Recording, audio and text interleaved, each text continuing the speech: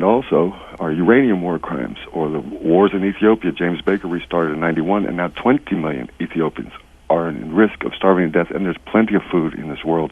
There's no famine without war. This is the heart of the matter, and the generalizations goes farther away from it. Look at their faces, see them, and thank you for your time. Well, I certainly agree with you that one should be accurate about the facts, and if you would like to bring up some specific questions about facts, I'd be happy to think about them, and if I made a mistake, to correct it. You're right about the tremendous suffering and agony throughout the world. Much of it it's not, it's by no means all the result of U.S. policy, obviously not. Problems in Africa are extremely ugly and complex. In the Congo alone, several million people have been killed in the last few years in wars that would not be easy to handle and deal with, though a good deal could be done about them. There's plenty of starvation. I don't think war is the only factor that lies behind famine. Often famines take place when, as you say, there's plenty of food, but social and political conditions are such that the food isn't getting to the people who need it. And there's plenty that can be done about that. The AIDS epidemic is devastating, not only Africa, but many other parts of the world. And resources, there are methods of treatment which require not huge sums of money. And we could dedicate ourselves, a portion of our resources to dealing with that. We have ample resources, many of them being used in destructive ways. But your point is correct. There's all sorts of horrible things going on in the world. Some of them we're responsible for. And there we have a direct responsibility to terminate what we're doing and improve the situation. Others are things we could assist, and to the extent possible we have a responsibility to do that. There are plenty of others which are going to be well out of our control. This book called Middle East Illusions is in the bookstores right now. It's by Noam Chomsky. As we go to North Andover, Massachusetts, you're next. Go ahead, please. Well, Professor Chomsky, good afternoon. I'm honored to ask you a question. I have, when you said to us the grandson that you were able to enjoy a baseball game with last week, with your love of words and your love of linguistics, I was just curious if you ever had the opportunity to have any connection with Mr. Edward L. Bernays, who was a resident of Cambridge for the last 40 years of his life, was first in New York City, and was for almost 100 years connected with, very powerfully, the public affairs work of the American Tobacco Company, working with Guatemala for a war that almost was started because of bananas in the 50s, and all of these different media actions that I believe have really contributed to where we are now in our worldview of, we have got a corporate mentality of destroying what we don't like, taking it over, manipulation of it, because his learning from his uncle, Sigmund Freud, was utilized to his best ability with twisting people's view of what was good for them so that he could sell products to them. Thanks, caller. Eddie Bernays. Actually, I never, you're right, he lived in Cambridge. We weren't that far apart. I never actually met him. But, called the father of public relations. Yeah. But I've written a fair amount. I've looked at a lot of his work, and in fact have written a fair amount about it. I suspect that it wasn't his Freud who was the big influence on him, but rather, in fact, exactly what he said. He said the major influence on him was his participation in the first state propaganda agency in the United States, Woodrow Wilson's Committee on Public Information, which was established in order to try to drive a basically pacifist population into support for the war that Wilson very much wanted to get into in Europe. And it succeeded. Within a short period of time, the propaganda efforts, they were called propaganda in those days, it was more honest use of terminology. The propaganda efforts of the Committee on Public Information, a very Orwellian name, did succeed in driving a pacifist population into raving anti-German fanatics, to the point where the Boston Symphony Orchestra couldn't play Beethoven, things like that. It drove the country into a kind of hysteria. And the participants in that committee included many people of subsequent great distinction and influence. Edward Bernays was one. Another was Walter Lippmann, the leading public intellectual of the 20th century and most important figure in American media. Both of them went through that experience and learned from it and wrote about what they learned from it. What they learned, as Bernays put it in a famous book of his called Propaganda, late 1920s, I think, he said that we have learned that the intelligent minorities can engineer consent through the use of manipulation, propaganda, and control. And we should do it for the benefit of the public. It's for the benefit of the public that we should control them and engineer their consent. Lippmann said pretty much the same thing. Also drawing from the experience of the wartime propaganda agency, he wrote important essays on democracy in the 1920s called Progressive Essays in Democracy. They were both liberals, kind of Wilsonian progressives. He said, well, we've learned that there's a new art in the practice of democracy, the art of what he called manufacturing consent. Bernays' term was engineering of consent. And this is very significant because the public should not be participants in the democratic process. They should be spectators, not participants. They are ignorant and meddlesome outsiders, as he put it. And for their own benefit, we, the intelligent minority, the responsible men, must control them.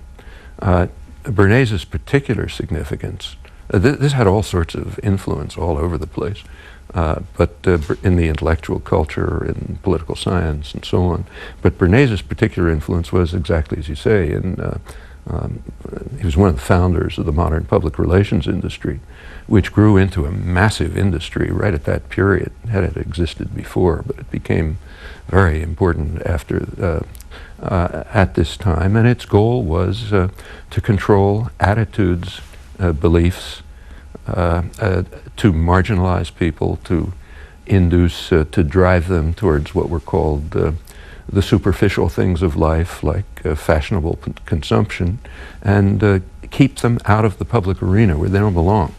Bernays' first major achievement was a program that convinced women to smoke cigarettes. Women didn't smoke in those days, but he had an elaborate public relations program, including models walking down Fifth Avenue, to show, with cigarettes, showing this is what modern women are like. And it did succeed in turning women into smokers with a toll that we need not discuss. The Guatemala case, you're correct. He was the public relations, he ran the public relations for the propaganda effort to support the overthrow of the democratic government of Guatemala, which led to horrifying atrocities which the country is still suffering from.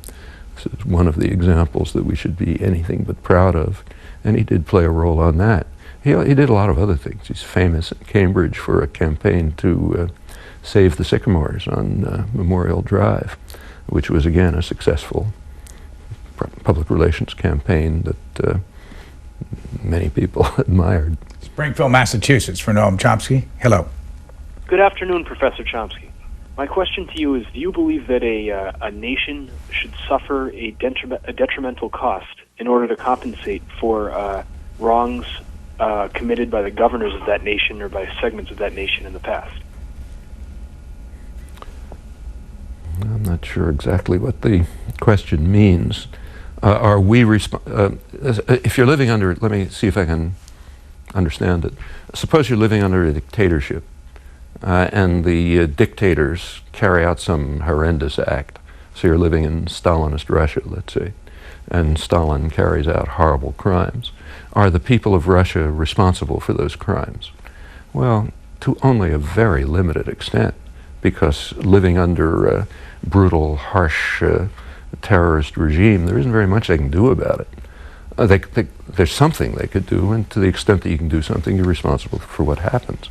Suppose you're living in a free democratic society with lots of privilege, enormous, incomparable freedoms, and the government carries out violent, brutal acts. Are you responsible for it? Yeah, a lot more responsible, because there's a lot you can do about it. And therefore, the cost of if you're responsible, if you share responsibility in criminal acts, you are liable for the consequences. Jacksonville, Florida. Good afternoon. Hi, Professor Chomsky. It's an honor to speak to you, sir. I'd like to have you address the idea of 9/11 as like a false flag or a let it happen on purpose kind of situation. I mean, it's not exactly unprecedented in American history, or world history for that matter, especially given the Project for the American Century, where Paul Wolfowitz said that it would take like a Pearl Harbor-like attack on America to be able to implement their plans. And could you address that for me, please? Well, I know that's a widely held belief. Frankly, I'm personally extremely skeptical about it. I don't think there's any likelihood that an action like that could have been planned, and I don't really think there are any historical precedents for it. If the White House had been in any way involved in planning this, it would have been an act of absolute madness on their part. For one thing, you could never tell where it was going to go. For another, it would certainly have leaked. I mean, it's inconceivable that a plan of that nature wouldn't have leaked. And it just doesn't make any sense, in my opinion. And I don't think the evidence is at all compelling. I've read what there is. You're quite right about the exploitation of it. When it happened, it was exploited, not just in the United States, but all over the world. So, for example, the Russians were exploited September 11th as they saw it as a window of opportunity to step up their really brutal repression and violence in Chechnya, presenting it as a struggle against terrorism and expecting to get authorization from the United States, the world ruler, which indeed happened. Israel used it as a window of opportunity to step up repression in the occupied territories, claiming it's a war against terror. China did the same in Western China, where they're carrying out, again, harsh repressive activities against dissident, sometimes rebel groups, again expecting U.S. authorization, which they got. All over the world, governments, including more democratic governments, used it as an opportunity to impose more discipline on their own populations. So yes, it was recognized throughout the world by state power as an opportunity to increase repressive actions that were underway, or to impose discipline and so on. But that doesn't mean that all those countries planned it. They just recognized it as a window of opportunity. And I think the same was true here. If you've just joined us, we have about 2 hours and 15 minutes to go on our in-depth program on this Sunday afternoon with Noam Chomsky. Next call, Peoria, Illinois. Hello.